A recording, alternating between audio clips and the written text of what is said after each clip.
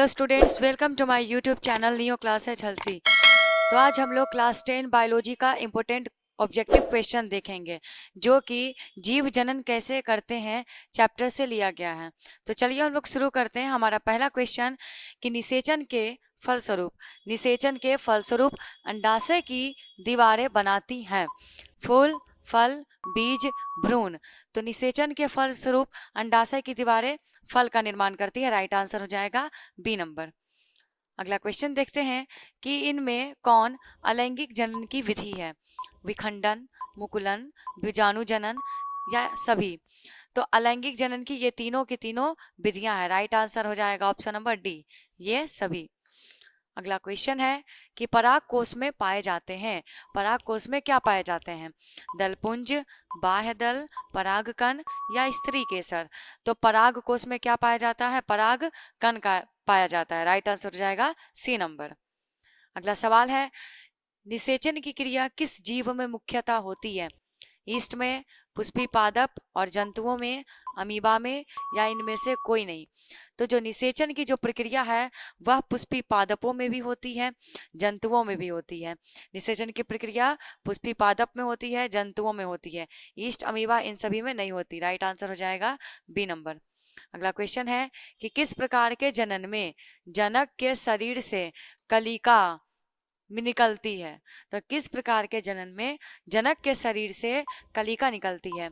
मुकुलन, विखंडन, अपखंडन, बीजाणु जनन। तो कलिका का जो निर्माण होता है वह किस में होता है? मुकुलन में होता है। किस में होता है? मुकुलन में। राइट आंसर हो जाएगा ए नंबर। अगला क्वेश्चन है कि स्त्री केसर के आधारीय भाग को कहते हैं। स्त्री केसर के आधारीय भाग को क्या कहते हैं? वर्तिका, अंडाशय, वर्तिकाग्र या पुष्पावसन।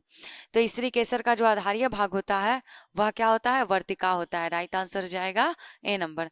सारे के सारे ऑब्जेक्टिव क्वेश्चन बहुत ही इंपॉर्टेंट है। कहा क्या है कि बीजांड की दीवारें मोटी होकर के बनाती है फूल, फल, बीज, भ्रूण। तो हम लोग पढ़े थे कि जो निषेचन होता है उसके फलस्वरूप जो अंडाशय होता है वह फल में बदलता है, बीजांड किस में बदलता है? बीज में बदलता है। राइट आंसर हो जाएगा सी नंबर। अगला क्वेश्चन है कि स्त्रियों में अंडाशय की संख्या कितनी होती है? तो मादा में स्त्रियों में अंडाशय की संख्या कितनी होती है? 2। राइट आंसर हो जाएगा बी नंबर। अगला क्वेश्चन है, मनुष्य में निषेचन के फलस्वरूप क्या बनता है? भ्रूण, बीजाणु, युग्मनज या इनमें से कोई नहीं। तो निषेचन के फलस्वरूप मनुष्य में क्या बनता है? युग्मनज बनता है। इसको हम लोग जाइगोट भी बोलते हैं। क्या बोलते हैं? जाइगोट। अगला क्वेश्चन है कि वृषण में बने शुक्राणु कहाँ संचित होते हैं? वृषण में बने शुक्राणु संचित होते हैं शुक्राशय में, अधिवृषण में, शुक्रवाहिका में या मूत्र मार्ग में।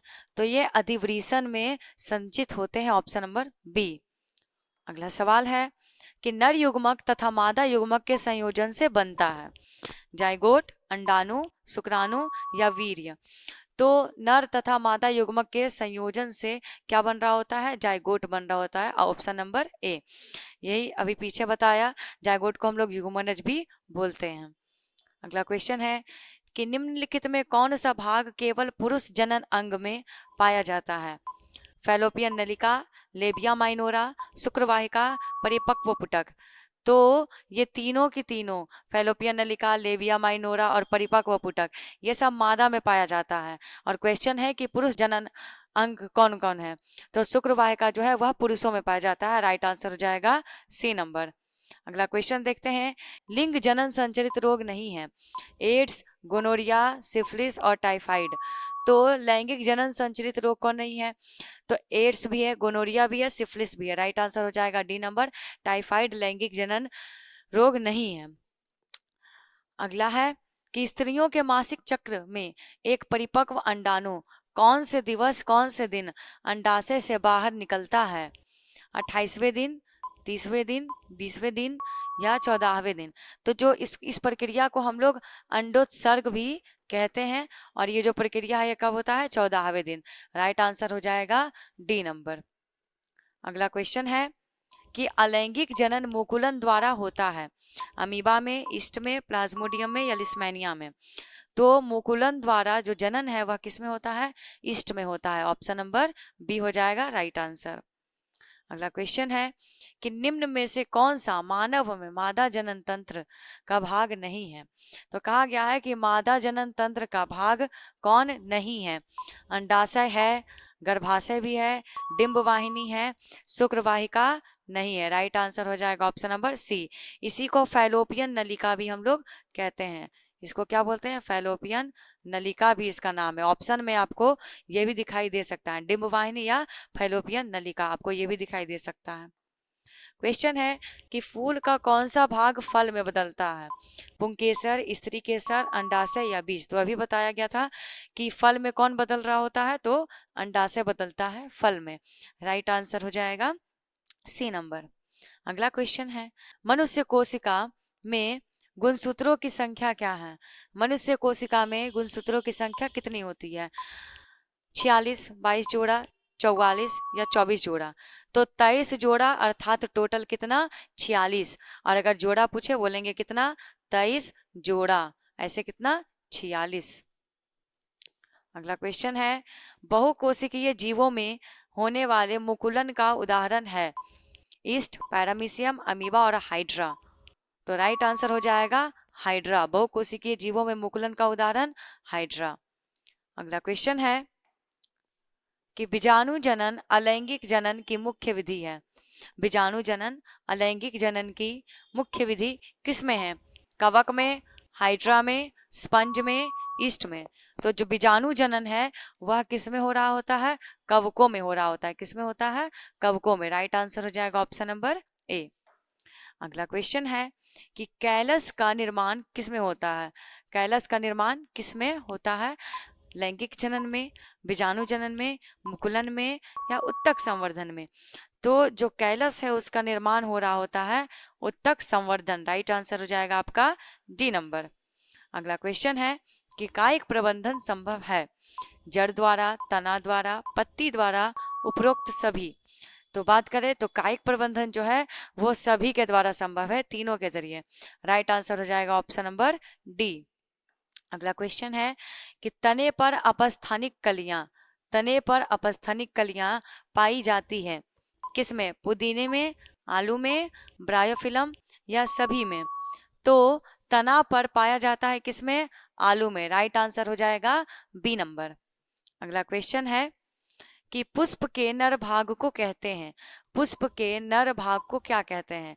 जायांग, दलपुंज, बाह्य दलपुंज या पुमंग? तो नर भाग को क्या बोलते हैं? पुमंग।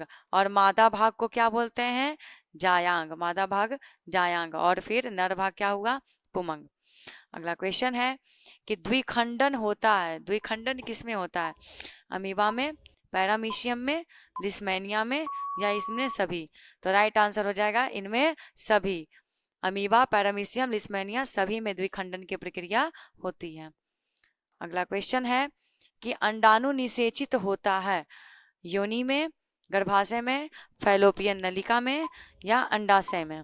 तो अंडाणु किस में निषेचित हो रहा होता है? फैलोपियन नलिका में निषेचित होता है। अगला क्वेश्चन है कि भ्रूण का विकास कहाँ होता है? योनि में, गर्भाशय में, फैलोपियन नलिका में या अंडाशय में? तो भ्रूण का जो विकास है वह गर्भाशय में हो रहा होता है। राइट आंसर हो जाएगा बी। अगला क्वेश्चन है शुक्राणु कहाँ बनता है? अधिवृषण में, शुक्रवाहिका वृषण, गर्भाशय या मूत्राशय?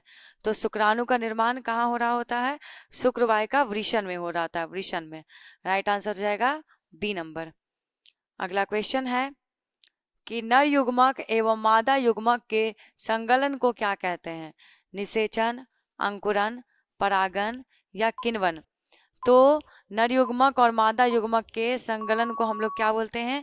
निषेचन बोलते हैं। राइट आंसर हो जाएगा ए नंबर। अगला क्वेश्चन है कि कौन एक उभयलिंगी जंतु है? केचुआ, मछली, शेर और बकरी? राइट आंसर हो जाएगा ऑप्शन नंबर ए, केचुआ। तो इस तरीके से आज हम लोगों ने बायोलॉजी का इम्पोर्टेंट ऑब्जेक्टिव देखा।